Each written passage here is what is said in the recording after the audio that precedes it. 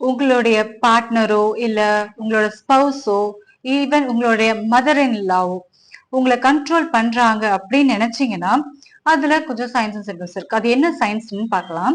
Number 1, criticising every aspect. அதாவது எல்லா விதத்திலையும் கிரிட்டிசைஸ் பண்றது. அது ட்ரெஸ்ஸிங்கா இருக்கலாம், இல்லைன்னா நீங்க சாப்பிடுற விஷயத்துல இருக்கலாம், இல்லைன்னா பேசுற விதமா கூட இருக்கலாம்.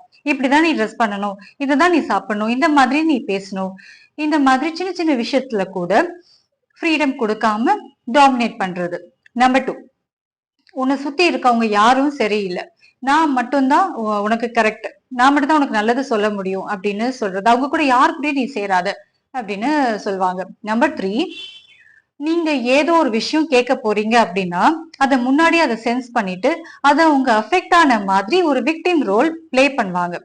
மொத்தத்துல இந்த ரிலேஷன்ஷிப்ல என்ஜாய் பண்ண முடியாது. யாரும் உங்களை எப்பயுமே கண்ட்ரோல், அதாவது மானிட்டர் பண்ணிட்டே இருக்க மாதிரி அப்படின்னு ஃபீல் பண்ணீங்கன்னா definitely you are in a controlling relationship. Check பண்ணுங்க, ஃபிக்ஸ் பண்ண ட்ரை பண்ணுங்க.